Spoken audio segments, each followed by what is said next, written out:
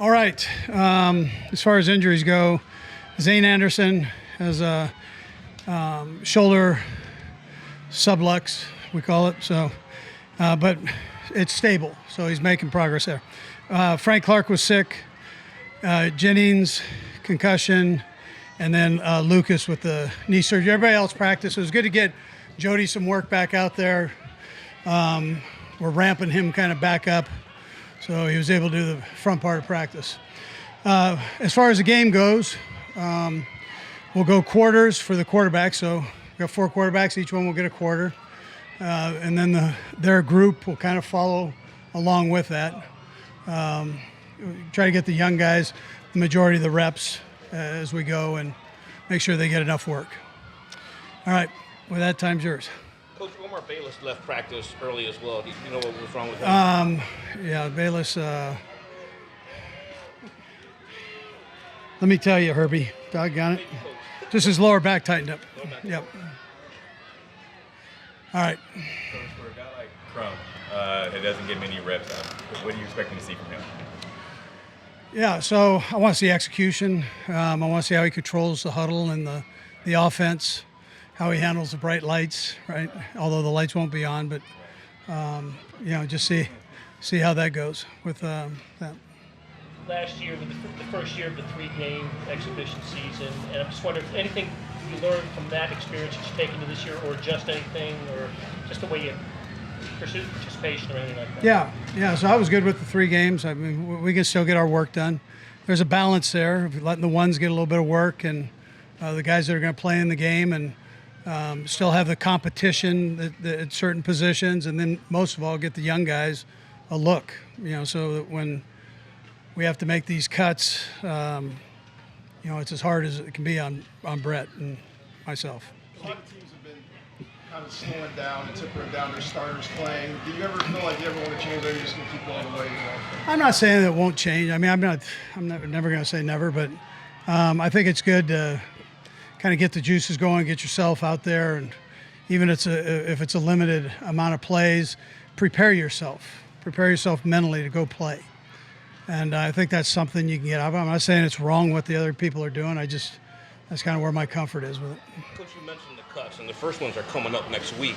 What do you tell your players before you get to Chicago, what they need to do to impress y'all? Yeah, don't count the numbers. Everybody's going to play. Everybody's going to have an opportunity to play.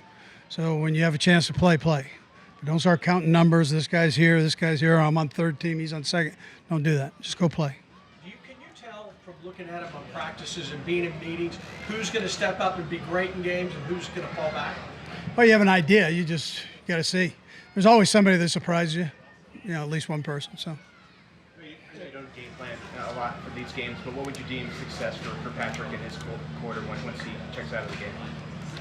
Yeah, just to kind of get back in the swing of things. And, execution we're always looking for, run and pass games. So, but they're doing the same thing, the Bears are. So we'll see how it all goes. And what about guys like Dunlap and Rashad Fenton, who kind of got here late? You anticipate them playing either one of those? I think they're in shape where they could do that. Yes, we'll just see how that goes. We haven't put together the rest of that play time with the other guys. I just gave the coaches the part I gave you. A lot of things that go into when you guys make cuts and all that stuff. How much how you value the practice tape that you see in meeting rooms and all that stuff towards, like you said, someone may flash in a game. How do you get that balance on that value?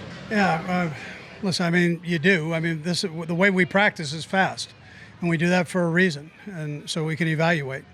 We evaluate every night with these guys for these guys, so they know exactly where they stand if they want to know, right? So, but we do that every night and give them a grade.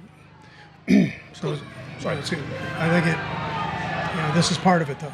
You mentioned an evaluation, but I noticed like on Tuesday you're bringing in a guy like Danny Shelton, a former first-round pick. What are you hoping to get out of him with this much left of training camp and even the preseason games? Yeah, I think we'll get a lot of him. He's a big guy. There'll be a lot of them here, right? He's a big kid. He's a gifted athlete. For as big as he is, he's a gifted athlete. He's had some real productive snaps. He was with the Giants last year, had productive snaps there. he and I probably could afford to lose a couple, and I think he'll do that as we go forward. So. Coach, for a guy like Ronald Jones, veteran, that doesn't seem to be getting much time out here in training camp, what do you expect to see from him? Yeah, some days he gets more than other days, and but he's taking advantage of the chances he's getting, working hard. So he'll have a chance to play. Yeah. We'll just see how he does. Coach, how would you assess the team as y'all are heading into this first preseason game from what you've seen, not only this week but the whole game? Yeah, no, I like what I see. I mean, we're making progress. We're getting better every day. I like the way the defense is coming along. They've got the majority of the young guys on that group.